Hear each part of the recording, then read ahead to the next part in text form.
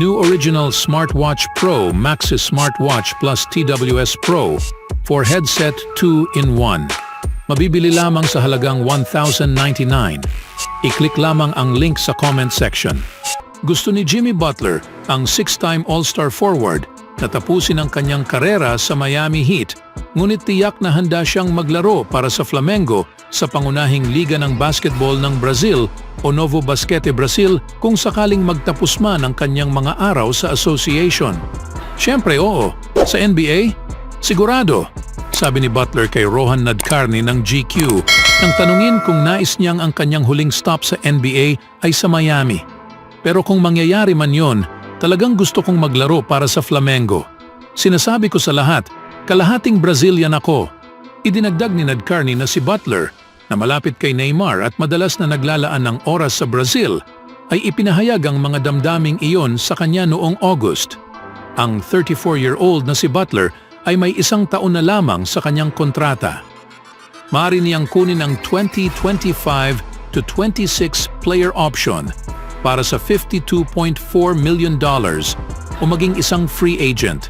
Maaring gusto ni Butler na tapusin ang kanyang karera sa Miami, na nanalo sa Eastern Conference noong 2020 at 2023 sa ilalim sa kanyang pamumuno.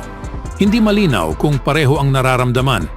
Sinabi ni Heat Team President Pat Riley kay Tim Reynolds ng Associated Press na ang Heat ay hindi pa talaga nag-uusap ng seryosong extension kay Butler, bagaman sinabi niyang hindi nang tanungin kung maaring pag-isipan ng team ang pag-trade kay Butler dahil sa kanyang sitwasyon sa kontrata. Hindi pa namin ito napag-usapan sa loob ngayon, sabi ni Riley ayon sa AP. Kailangan naming tingnan kung kailan namin gagawin ang ganitong uri ng commitment. Hindi natin kailangang gawin ito hanggang 2025, sa totoo lang. Pero titingnan natin. Hindi pa kami nagdesisyon tungkol dito at hindi pa talaga namin ito pinag-usapan ng seryoso. Ayon sa ulat, hanap ni Butler ang isang 2-year extension na nagkakahalaga ng $113 million ngayong summer, ayon kay Anthony Chiang ng Miami Herald. Katatapos lang niya ng isa pang produktibong season na may average na 20.8 points at 5.3 rebounds.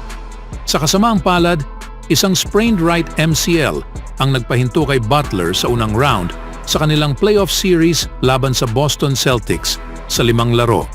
Karamihan sa panahon, napakagaling ni Butler mula nang pumirma siya sa Heat noong 2019. May average na 21.3 points, 6.1 rebounds at 5.7 assists para sa isang team na nakapasok sa playoffs sa bawat 5 seasons.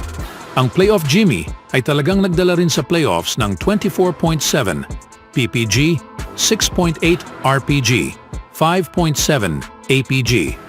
Sa kabilang banda, na-miss rin ni Butler ang 100 regular season games sa loob ng 5 taon at tila ito ay maaaring maging factor sa pagpapasya ng Miami kung dapat bang magalok sila ng extension kay Butler sa susunod na taon. Malaking desisyon niyon sa aming bahagi na mag-commit ng ganong klaseng resources, maliban na lang kung mayroon kang taong laging andyan at available sa bawat gabi, sabi ni Riley. Yan ang katotohanan. Tinanggap naman ni Riley ang impact ni Butler sa franchise. Sinasabi na siya ay ang may pinakamalaking impluensya at siya ay isang kahanga-hangang player. Na talagang totoo base sa kanyang mga kahanga-hangang gawa at epekto sa Heat na mayroong 268 wins mula 2019 na naging pang-5 sa pinakamarami sa NBA ayon kay Reynolds. Sa huli tiyak na magiging nandyan pa rin si Butler para sa isa pa o higit pang season. Ang kanyang kinabukasan pagkatapos nito ay medyo malabo, ngunit sa ngayon, tila ang paglalaro sa Brazil ay isang tiyak na posibilidad sa hinaharap para kay Butler. Ano sa tingin niyo mga kaibigan? Sa ibang balita naman, na-impress si LeBron James sa offensive efficiency ni Nuggets forward Michael Porter Jr. matapos ang kanilang first-round series nitong 2024. Open na tinawag ni LeBron si Porter na isang laser at nagtataka kung bakit parang hindi nagkakamali si Porter sa matchup laban sa Lakers. Si Michael Porter Jr. ay isang laser. Hindi ko alam kung dahil ba nakakita siya ng Lakers o ginto o kung anuman, pakiramdam ko kapag laban sa amin, Di siya nagmi-miss. May isang laro na literal na di siya nagkamali. Sabi ko, hindi mo na nga mabibigyan ng pagkakataon na makabawi. Nagkaroon si Porter Jr. ng magandang performance sa first round laban sa Lakers. May average na 22.8 points sa 55.3% mula sa field at 48.8% mula sa 3 bilang pangatlong option ng Nuggets. Kahit na matukoy ng Lakers kung paano limitahan si Jamal Murray at Nikola Jokic, si Porter Jr., ang klase sa offensive talent na kayang magpabago sa laro sa kanyang surgical scoring ability. Na-outperform naman ni LeBron si Porter Jr. sa pamamagitan sa average na 27.8 points, 6.8 rebounds at 8.8 assists sa 56.6% shooting mula sa field at 28.5% mula sa 3. Sa kabila ng performance, mas gusto niya ang mas mababang mga numero at may panalo ang series. Si James pa rin ang number 1 option sa LA kahit tapos na ang kanyang 21st season kumpara kay MPJ na pangatlong option lang sa kanyang prime.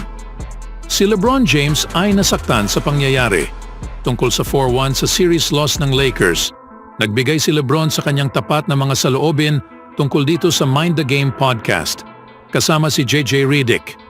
Ang laban sa defending champion sa first round ay laging magiging isang mahirap na hamon. Alam namin yon bago pa man kami pumasok dito. Pero, damn, marami kaming pagkakataon pare.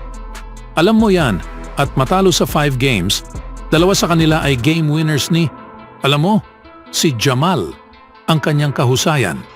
Pero marami kaming pagkakataon. Hindi nagbigay ng anumang dahilan si James para sa pagkatalo at sinabi na karapat-dapat sa credit na natanggap ng Nuggets. Pero damn, pare, pakiramdam ko, ilang plays dito, ilang plays doon. Alam mo, maaari naming mapanalunan ang series pero ang mas magaling na team ang mananalo. Ang mas magaling na team ang nanalo, tiyak iyon. Bigyan ng pagkilala kung saan nararapat ang pagkilala.